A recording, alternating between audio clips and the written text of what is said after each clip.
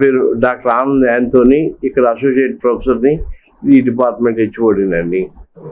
శల్యతంత్ర విభాగము. శల్యం అంటే మనసుని శరీరాన్ని బాధ పెట్టి ఏదైనా కానీ శల్యమే.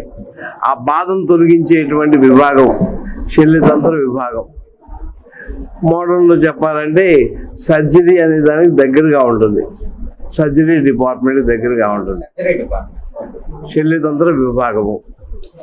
ఇక్కడ ముఖ్యంగా మలద్వార సమస్యలు ఎక్కువగా వస్తుంటాయి. మలద్వారము అనేటువంటిది మనం యానోరెక్లేరియా అంటాం. యానోరెక్లేరియాకి వచ్చే వ్యాధుల్ని మనం ఎక్కువగా చూస్తుంటాం. మలద్వారంలో వచ్చే వ్యాధులు ముఖ్యంగా మొలలు, వీటిని హెమరాయిడ్స్ అంటారు లేదా పైల్స్ అంటారు. గుండ్రంగా ఉంటాయి కాబట్టి, అక్కడ ద్రాక్ష గుత్తులాగా ఉంటాయి కాబట్టి వాటిని ఏమంటారంటే మొలలు, పైల్స్ అనే పదంతో పిలుస్తాం. వీటిని ఆయుర్వేదిక్లో అర్సిస్ అంటాం. అరి అంటే శత్రువు, శత్రువులాగా శరీరాన్ని బాధ పెడతాయి కాబట్టి వాటిని అర్సిస్ అంటారు.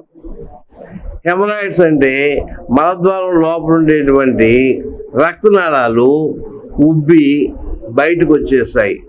ఆ బయటకు వచ్చే 3 స్టేజ్లు వస్తుంటాయి.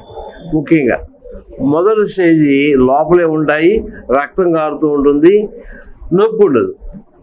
రెండో స్టేజ్లో ఉబ్బి కొంచెం లోనే ఉబ్బుతుంటాయి అన్నమాట.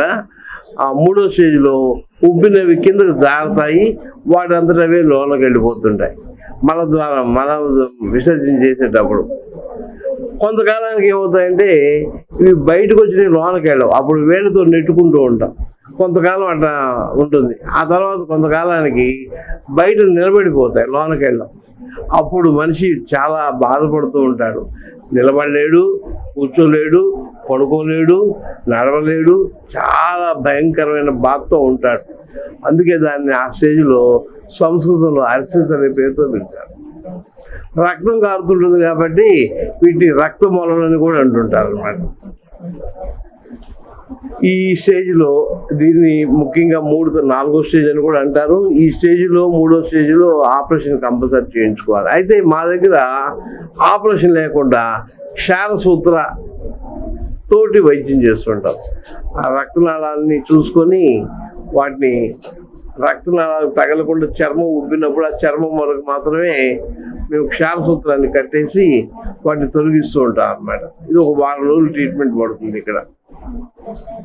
ఇవి ఎందుకు వస్తాయంటే అధికంగా వ్యాయామం లేకుండా మలబద్ధకం ఎక్కువైనందువల్ల వస్తుంటుంది. మలబద్ధకం ఎందుకు ఎక్కువ వస్తుందంటే మంచినీళ్ళు తక్కువ తాగినందువల్ల వస్తుంది. మనిషి సుమారుగా రోజుకి 4 లీటర్లు మంచినీళ్ళు తాగాలి, ఉదయము, మధ్యాహ్నము, సాయంకాలం, రాత్రి. వీళ్ళు పనిలో పడిపోయి ఆడవాళ్ళు ముఖ్యంగా నీళ్ళు కూడా తాగనందువలన ఈ మలబద్ధకంతో ఆ మలద్వారం దగ్గర ఒత్తిడితోటి ఈ రక్తనాళాలు రుప్పుతుంది. ఇవి తగ్గిపోవాలంటే ఉడకబెట్టిన ఆకుకూరలు, ఉడకబెట్టిన కాయగూరలు, ఆకుకూర పప్పు, కాయగూర పప్పు, మజ్జిగ, పెరుగు. పళ్ళల్లో ముఖ్యంగా జామ పళ్ళు, ద్రాక్ష పళ్ళు. రక్తం కారపోతే బొప్పాయి కాయలు తినవచ్చు, కర్బూజా కాయలు తినవచ్చు.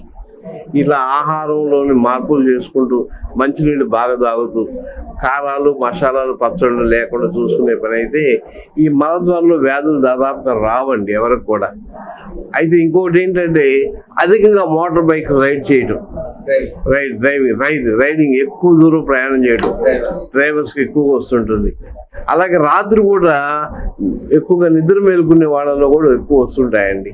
ఈ పోలీసు డిపార్ట్మెంట్లో వాళ్ళకి, పోలీసులు కానీ, ఈ ఆర్టీసీ వాళ్ళకి కానీ, నిద్ర మేలుకొని పనిచేసేటువంటి సాఫ్ట్వేర్ ఉద్యోగస్తులకు కానీ ఈ వ్యాధులు ఎక్కువ వస్తుంటాయండి. అధికంగా సిట్టింగ్ అక్కడ ఉన్నందువల్ల. దీంతోపాటు మలద్వారంలో వచ్చి ఇంకో వ్యాధి పరికత్రిక అంటాం, దాన్ని ఫిషరిన్ నానో అంటాం. ఇదేమిటంటే పై భాగాన కానీ కింద భాగాన కానీ అక్కడ ఉండేటువంటి మెత్తటి, పల్చటి, తెల్లటి చర్మం ఉంటుంది, దాన్ని మ్యూకస్ మెంబ్రేన్ అంటాం. అది కట్ అయిపోతుంది, కట్ అయిపోయినందువల్ల వస్తుంది. దీంట్లో ముఖ్యంగా లక్షణం ఏంటంటే విరేచనానికి వెళ్ళొచ్చిన తర్వాత విపరీతమైన మంట, నొప్పి ఉంటుందండి. ఆ నొప్పి, మంట అనేటువంటిది కొన్ని నిమిషాల నుంచి కొన్ని గంటల పాటు ఉంటుంది. కొంతమందికి అయితే ఒక రోజంతా కూడా ఉంటుంది. అందుకని ఆ నొప్పి వస్తుంది కాబట్టి దానికి భయపడి విరేచనానికి వెళ్ళడానికి కూడా మానేస్తారు. దానివల్ల మలబద్ధకం ఎక్కువైపోతుంది, మలం గట్టిపడిపోతుంది, మరీ ముక్కాల్సి వస్తుంది. ఈ జబ్బు ఎక్కువ అవుతుంటుందండి. దీనికి మలబద్ధకమే ముఖ్యమైన కారణం అండి. ఇది తగ్గాలంటే మనం శ్వేతమలం అని మా దగ్గర మంచి మందు ఒకటి దొరుకుతుందండి. అది మలద్వారం చుట్టూ రాసుకుంటూ ఉంటే ఆ మంట, నొప్పి అవన్నీ కూడా తగ్గిపోతుంటాయండి. డాక్టర్ని కలిసి పరీక్ష చేయించుకోవాలి. ఇది ఎక్కువ కాలం ఉన్నట్లయితే చర్మ పిలకలు వస్తాయండి పైన కింద. వీటిని SPMs అంటారు, sentinel pine mass, skin tags అంటారు. ఇవి ఒక్కోసారి ఏమవుతుందంటే ఉబ్బి చీంగడ్డగా మారిపోయి లూటీల కింద మారిపోయే ప్రమాదాలు ఉన్నాయండి. ఈ చర్మ పిలకల కింద భాగానే చిన్నది బెజ్జం పడి చీము గారిపోతూ ఉంటుంది. అది మనం ఫిష్లా అంటాం, దాన్ని ఫిష్లా అంటాం అనమాట. ప్రధాన కారణం ఏంటంటే లోపల పుండు పడిపోయి ఆ పుండులోకి మలం వెళ్ళిపోయి అది కుళ్ళిపోయి ఎటో ఒక చోట నుంచి బయటికి రావాలి. అది మలద్వారం నుంచి రోషనాల మధ్య లేదా యోని మధ్య ప్రదేశంలో రావచ్చు, లేదా దాని పేరు భగంధరం అంటాం. ట్రీట్మెంట్ ఉంది, మెయిన్ ట్రీట్మెంట్ దానికి క్షారసూత్ర, దాన్ని భగంధరం అంటాం అనమాట. దేనివల్ల వస్తుందంటే ఈ ఫిషర్స్ వల్లే వస్తుందండి. ముఖ్యంగా లోపల షుగర్ పేషెంట్స్కి వస్తుంది, వేరే వేరే కడుపు లోపల క్రాన్స్ డిసీజ్ అనే వాళ్ళకి వస్తుంది, అలాగే మలద్వారంలో టీబీ ఉన్న వాళ్ళకి వస్తుంటుంది, HIV పేషెంట్ కూడా ఎక్కువగా వస్తుంటుందండి ఇవి. అందుకని మనం మలద్వారంలో చీము గాడులు వచ్చినా, చీము గారుతున్నా కానీ వెంటనే క్వాలిఫైడ్ డాక్టర్ దగ్గరికి వెళ్ళి పరీక్ష చేయించుకొని ఏ వ్యాధి అని నిర్ణయించుకోవాలి. మా దగ్గరికి వచ్చారనుకోండి, మేము ఉచితంగానే పరీక్ష చేస్తాం. రక్త పరీక్షలు కూడా మా దగ్గర ఉచితంగానే ఉంటాయి, మందులు కూడా ఉచితంగానే ఇస్తాము. కొన్ని క్షారసూత్ర ట్రీట్మెంట్ కోసమని మేము వాళ్ళని అడ్మిట్ చేసుకొని ప్రోబింగ్ చేసి లోపల దారం కడతామని, ఆ దారమే కట్ చేస్తుంది, మాన్పేస్తుంది అనమాట. అది ముఖ్యంగా ఇక్కడ చేస్తుంటామండి. ఇక అది కాకుండా ముఖ్యంగా వచ్చే వాటిలో చీము గడ్డలు అనేటువంటివి ఈ ఫిష్లా వచ్చే ముందు స్టేజ్లో వచ్చేటువంటివి అనమాట. చీము గడ్డలు, అక్కడ నుంచి నాడీ వ్రణం, అక్కడ నుంచి భగంధరము, ఫిష్లా స్టెప్ బై స్టెప్ వస్తుంటుంది. మొదట్లోనే ట్రీట్మెంట్ తీసుకున్నట్లయితే చీవంతా కారిపోతుంది, షుగర్ పడిపోతుంది. అవి నాడీ వ్రణం అంటే సైనస్ అంటాం, సైనస్ కింద మారదు. ఆ సైనస్ మారిపోయిందంటే ఫిష్లా కింద మారదు. లేకపోతే ఫిష్లా తోటి ఇక్కడ చాలా మంది వస్తూ ఉంటారు అనమాట. ఇక్కడ గొప్ప విషయం ఏంటంటే తెలంగాణ నుంచి కూడా ఇక్కడికి వస్తుంటారండి, అనంతపురం నుంచి వస్తుంటారు, మద్రాసు నుంచి వస్తుంటారు, నెల్లూరు నుంచి వస్తుంటారు, గూడూరు నుంచి వస్తుంటారు, ఇటు శ్రీకాకుళము, విజయనగరము, విశాఖపట్నము అక్కడ నుంచి చాలామంది వస్తుంటారండి. వచ్చి ప్రత్యేకంగా చూయించుకొని పోతుంటారు. కొంతమంది అయితే బాంబే నుంచి కూడా వస్తుంటారండి ఇక్కడికి. బాంబే నుంచి వస్తుంటారు, చూయించుకొని వెళ్ళిపోతుంటారు. ఎక్కువగా ఈ మలద్వార సమస్యలకి ఈ ప్రత్యేకంగా ఈ హాస్పిటల్లో చికిత్స చేస్తారు. ట్రీట్మెంట్ చేసిన తర్వాత మళ్ళీ ఫర్దర్ గా రాకుండా ఉంటుందా సార్, లేదా మళ్ళీ వచ్చే అవకాశం? ఈ క్షారసూత్ర చికిత్స వల్ల ఉపయోగం ఏంటంటే 99% రాదండి, 1% మాత్రం రియాకరెన్స్ వచ్చేటువంటి అవకాశం ఉందండి.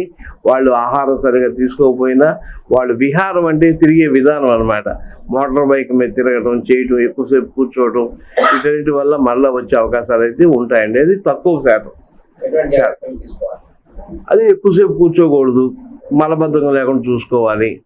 అది మంచి అదే చెప్పాను కదండి మీకు, ఉడకబెట్టిన ఆకుకూరలు, ఉడకబెట్టిన కాయగూరలు, ఆకుకూర పప్పు, కాయగూర పప్పు, మజ్జిగ, పెరుగు, చేపలు, మాంసం కూడా తినొచ్చు, కానీ ఉప్పు, కారం, మసాలా తగ్గించుకొని తినాలి. కోడికూర అతి ముఖ్యంగా తినకూడదని చెప్తుంటాము. ఎందుకంటే కోడికూరలో ఉష్ణం ఎక్కువగా ప్రకోపింపజేసి జబ్బులు తిరగబెట్టేటువంటి లక్షణం ఉంటుందండి. దాంట్లో మసాలాలు తగ్గించాలి, బాగా తగ్గించాలండి. మసాలాలు మామూలు వాళ్ళు తింటే ఒక లాభం అండి, ఈ జబ్బు ఉన్న వాళ్ళు తింటే మాత్రం జబ్బు పెరుగుతాయండి. ఇది కాకుండా ఈ డిపార్ట్మెంట్లో వెరికోజ్ వెయిన్స్ అని చేస్తుంటామండి. ఆ సిరాజ గ్రంథి అంటామండి, అధికంగా నిలబడే వాళ్ళలో వస్తుంటుందండి. దీంట్లో ముఖ్యంగా మా దగ్గర జలుకా చికిత్స, జలగలతో చికిత్స చేస్తుంటామండి. ఆ ప్రదేశంలో జలగలని పట్టించి చెడు రక్తాన్ని బయటకు తీసి ఒత్తిడిని తగ్గిస్తామండి. దాంతోపాటు ముళ్ళ గోరింటితో చేసినటువంటి ఔషధాలు వాడతామండి. సహచార తైలం అని వాడతామండి. ఎక్కువగా నిలబడకుండా జాగ్రత్తలు తీసుకుంటే అది కొంత కంట్రోల్ అయిపోతుందండి. ఆపరేషన్ దాకా కూడా వెళ్లకుండా కంట్రోల్ అవుతుంది. ఈ వెరికోజ్ వెయిన్స్ ప్రమాదం ఏమిటండి? వెరికోజ్ అల్సర్ వస్తుందండి. వెరికోజ్ అల్సర్ వచ్చిందంటే అది కాలు కింద భాగాన గిలక పై భాగాన వస్తాయండి. నల్లగా అయిపోతుంది, ఆ చర్మం అంతా కూడా పగిలిపోతుంది, పైన పల్చగా పుండు ఏర్పడుతుంది. అప్పుడు మాందండి, చూడటానికి అసహ్యంగా ఉంటుంది, నీరు గారుతూ ఉంటుంది, బాధ పెడుతూ ఉంటుంది. అటువంటి వాటికి ఈ ఆయుర్వేదిక్లో మంచి ట్రీట్మెంట్ ఉందండి. శోధన కర్మలు, రోపణ కర్మలు చేస్తుంటాం, బాగా తగ్గుతుందండి. దీన్ని అశ్రద్ధ చేసుకుంటే ఆ అల్సర్ అంచు నుంచి కార్సినోమా తయారవుతుందండి. క్యాన్సర్ గ్రోత్ వస్తుందండి. మార్జోలియన్స్ అల్సర్ అంటారు. ఇంకా ప్రమాదం కింద మారిపోతుందండి. అందుకని ఈ వెరికోజ్ అల్సర్స్ వచ్చినటువంటి వాళ్ళు తగిన జాగ్రత్తలు తీసుకోవాలి. ఆ క్వాలిఫైడ్ డాక్టర్ దగ్గరికి వెళ్ళి ట్రీట్మెంట్ తీసుకోవాలండి ముఖ్యంగా. అది ఇంకా వ్రణ చికిత్స, డయాబెటిక్ అల్సర్స్ కానీ, డయాబెటిక్ ఫుడ్ కానీ, అవన్నీ కూడా ఇక్కడ మేము ట్రీట్మెంట్స్ ఇస్తుంటామండి. మంచిగా రిజల్ట్స్ ఉన్నాయి ఇక్కడ మాకు. అది ముఖ్యంగా ఈ డిపార్ట్మెంట్లో మలద్వార చికిత్సలు, వెరికోజ్ వెయిన్స్, వెరికోజ్ అల్సర్స్, అలాగే డయాబెటిక్ అల్సర్స్ అవన్నీ ట్రీట్ చేస్తుంటామండి. ఇవి కాకుండా మామూలుగా చర్మ వ్యాధులు వాళ్ళు వస్తుంటారు, చిన్న చిన్న గడ్డలు ఉన్న వాళ్ళు వస్తుంటారు. వాటికి సామాన్య ఔషధ చికిత్సలు చేస్తుంటామండి.